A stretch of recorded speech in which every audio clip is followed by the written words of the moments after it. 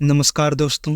इस वीडियो में हम लोग बात करेंगे मल्टीपल स्टॉक्स के बारे में, जहां पर करेंटली बाइंग अपॉर्चुनिटी बन रही है, लेकिन मोस्ट ऑफ द इन्वेस्टर्स ऐसे अपॉर्चुनिटी को खो देते हैं।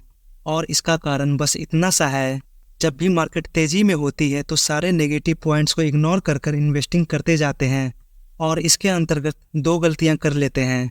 फर्स्ट, सारे नेगेटिव पॉइंट्स को इग्नोर कर देते हैं और सेकंड, वो टॉप लेवल के आसपास इन्वेस्टिंग कर देते हैं, जिस वजह से उनका रिटर्न बनने में वक्त लगता है। जब आप टॉप लेवल पर इन्वेस्टिंग करते हैं तो रिटर्न तो दूर की बात है, उल्टा स्टॉक में गिरावट देखने को मिलती है। लेकिन टॉप लेवल पर इन्वेस्टिंग करने में समस्या ये हो जाती है कि आने वाले 1-2 सालों तक कोई भी रिटर्न देखने को नहीं मिलता है। आप तो टॉप लेवल पर इन्वेस्टिंग किए ही, जब 1-2 सालों तक कोई रिटर्न नहीं मिला तो आपका 1-2 सालों का वक्त भी बर्बाद हुआ। इस वजह से आपके पोर्टफोलियो का प्रॉफिट थोड़ा और नीचे चला गया। अगर आप भी इसी कैटेगरी में आते हो, जब भी आप स्टॉक बाइंग करते हो तो सालों साल तक स्टॉक नहीं चलता है, तो आप भी कहीं ना कहीं टॉप लेवल पर इन्वेस्टिंग कर रहे होंगे। इसी के साथ एक क्वेश्चन आएगा कि हमें कैसे पता चलेगा कि कौन सा स्टॉक टॉप लेवल पर है और कौन सा स्टॉक बॉटम लेवल पर है। ऐसा कोई व्यक्ति नहीं है जो कि मार्केट का टॉप और बॉटम जानता हो। तो इस केस में हमारी मदद करती है वॉरेन बफेट सर का वो लाइन, जो कि हर एक इन्वेस्टर्स के जुबान पर होना चाहिए, इन्वेस्ट इन फियर। यानी कि जब मार्केट में डर का माहौल हो तो वो वक्त इन्वेस्टमेंट करने का सबसे सही टाइम होता है। ये चीज़ सभी को पता चलता है। कंपनी में डर का माहौल है या पार्टिकुलर सेक्टर में डर का माहौल है या फिर पूरे मार्केट में ही डर का माहौल है, सबसे बड़ी अपॉर्चुनिटी दो टाइप की फियर में होती है। फर्स्ट, जब सेक्टर में फियर हो, एंड सेकंड, जब मार्केट में फियर हो। इन दोनों केस में आप एग्रेसिव बाइंग कर सकते हैं। बस देखना इतना है कि कंपनी का फंडामेंटल अच्छा हो। तो चलिए शुरुआत करते हैं प्रिंस पाइप से। आज के दिन प्रिंस पाइप में हल्की सी गिरावट देखने को मिली है। 6 महीने में 19% का रिटर्न, 1 सालों में 14% का रिटर्न और पिछले 5 सालों में 340% का रिटर्न। पिछले लगभग 2 सालों से स्टॉक एक ही जोन के अंदर ट्रेड कर रहा है। कंपनी ने जो भी रिटर्न दिया है शुरुआत के समय में ही दिया है, लेकिन स्मॉल कैप कंपनीज ऐसे ही चलती है। जब चलेगी तो हजार % तक चलेगी और जब गिरावट होगी तो 50-60% ईजिली टूट जाती है। लेकिन प्रिंस पाइप में अच्छी बात यह है, स्मॉल कैप कंपनी होने के नाते भी स्टॉक में कोई बड़ी गिरावट देखने को नहीं मिली। स्टॉक कंसोलिडेशन फेज में चला गया। वही सभी स्टॉक कंसोलिडेशन फेज में रहते हैं जिस पर मार्केट की उम्मीद टिकी रहती है, क्योंकि अपकमिंग क्वार्टर में कंपनी के फंडामेंटल में बड़ी इम्प्रूवमेंट देखने को मिल सकती है।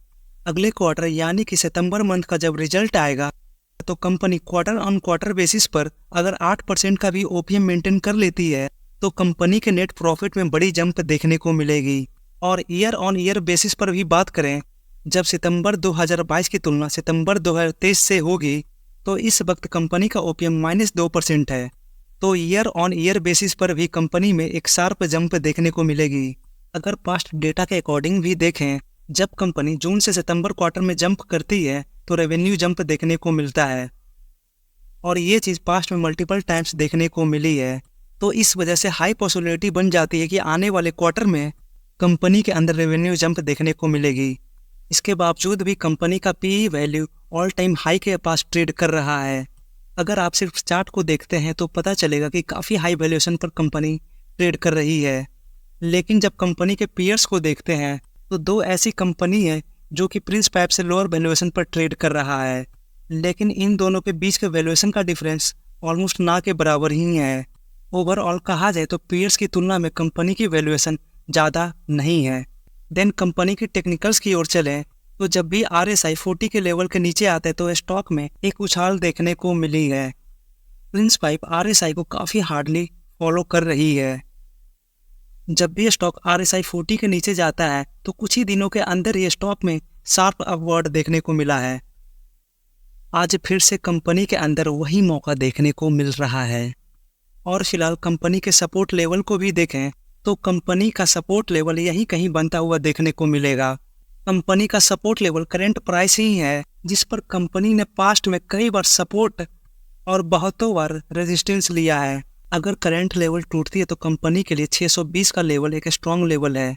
इतना ही नहीं, पिछले कुछ टाइम से कंपनी के अंदर वॉल्यूम बाइंग भी हो रही है। अगर आप लोग चाहें तो इस कंपनी के ऊपर स्टडी कर सकते हैं। बस ध्यान इतना सा रखना है, अगर कंपनी में अपवर्ड मूवमेंट बड़ी हो सकती है तो डाउनवर्ड मूवमेंट भी बड़ी हो सकती है। अगर आप थोड़ी सी सेफर साइड में खेलना चाहते हैं तो अगली कंपनी है रिलायंस। इस कंपनी में भी आप लोगों को देखने को मिलेगा, जब भी कंपनी का RSI 30 के आसपास आता है तो कंपनी में शार्प जंप आती है। यही अपॉर्चुनिटी दोबारा से बनते हुए देखने को मिल रही है। रिलायंस भी उन्हीं स्टॉक्स में से एक है जो कि RSI को थोड़ा हार्डली फॉलो करता है। आप लोगों के सामने यही अपॉर्चुनिटी दोबारा से बन रही है। छोटी कंपनीज में डर लगता है तो बड़ी कंपनीज के भी अंदर अपॉर्चुनिटी बन रही है।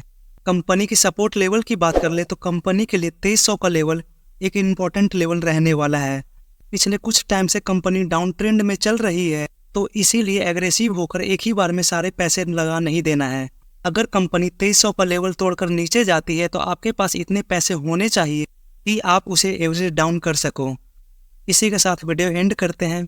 Thank you for watching.